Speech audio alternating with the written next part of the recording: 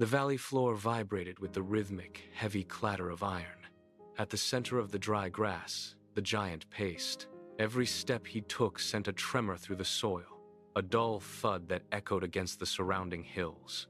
He stopped, planted his feet, and let out a roar that seemed to tear the very air apart. Across the field, the line of soldiers shuddered. Their shields rattled against their forearms, the metal clinking in a frantic, uneven tempo. They did not stand their ground. They turned, boots scrambling for purchase in the dirt, and retreated behind the safety of the ridge. The giant watched them go, his shadow stretching long and jagged across the parched earth, swallowing the space where the men had stood. He swung his spear, the wood whistling as it cut through the midday heat. The soldiers huddled together in the tall grass, eyes fixed on the ground. Silence returned to the valley, but it was a heavy, suffocating weight. The giant stood alone, waiting for a challenge that did not come. A new figure appeared on the final slope. David moved with a steady, rhythmic stride, his shepherd's crook held loosely in one hand. He did not look at the ridge where the soldiers cowered, but kept his eyes locked on the center of the field. The captain of the guard lunged forward, his face drained of color, and grabbed David by the shoulder. The man's grip was tight, desperate. "Stay back, boy. You are walking into a grave," he hissed, his voice trembling. David did not argue. He simply shook the hand away. He stepped past the line of soldiers, moving into the open space. The ground beneath his feet felt solid, dry, and unforgiving. He reached the edge of the stream bed and knelt, the sound of his movement lost in the vast silence of the valley. He plunged his fingers into the shallow, moving water, feeling the cold bite of the current. He sifted through the sediment, his touch finding 5 rounded, heavy river stones. Across the field, the giant stopped his pacing.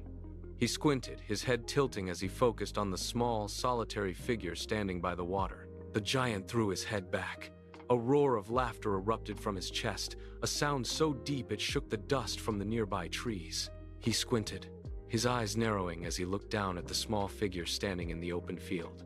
"Am I a dog, that you come to me with sticks?" he bellowed. The words hit the air like grinding stones, heavy and sharp. He raised his massive sword, the blade catching the midday light and casting a long, flickering reflection. David did not stop walking.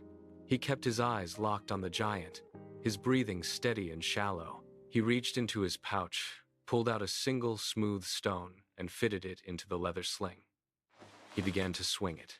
At first, the movement was slow, a wide, lazy circle. Then, he increased the pace. The leather strap began to whistle, a thin, high-pitched shriek. The giant stopped his mocking grin, his grip tightening on the hilt of his blade.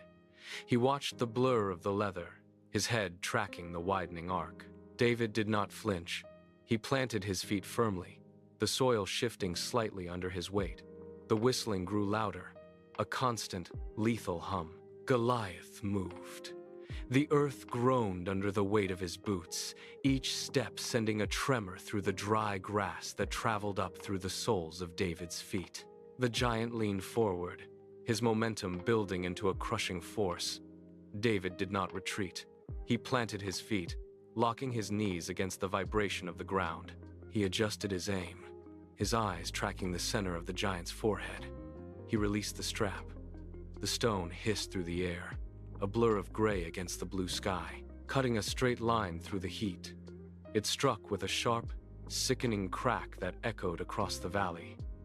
Goliath froze mid-stride. The momentum that had driven him forward vanished in an instant. His sword slipped from his grip, clattering against the rocks with a hollow, metallic ring. He swayed, his massive frame tilting like a falling tower. For a heartbeat, he hung suspended in the air, defiance etched into his rigid posture. Then, gravity reclaimed him. He crashed face first into the dirt, the impact kicking up a thick cloud of dust that billowed outward. The sound of his fall was final, a heavy thud that silenced the valley. David stood still, his hands still extended, watching the dust settle around the fallen giant. The silence held for a heartbeat, thick and absolute. Then, the ridge erupted. A roar of victory tore through the valley, a wall of sound that grew with every second. Soldiers surged forward, their feet pounding against the earth, no longer cowering but rushing toward the center of the field. David stood motionless. He did not join the cheering. He did not raise his hand. He simply watched the dust settle in the cooling air, the gray particles drifting over the fallen figure. The battle was over. The iron clatter and the shouting had vanished, replaced by the rhythmic thud of approaching boots. He turned his back on the commotion. He walked toward the hills, his pace steady and unhurried. Behind him, the valley filled with the noise of the crowd, but he kept his eyes fixed on the horizon. His task was finished.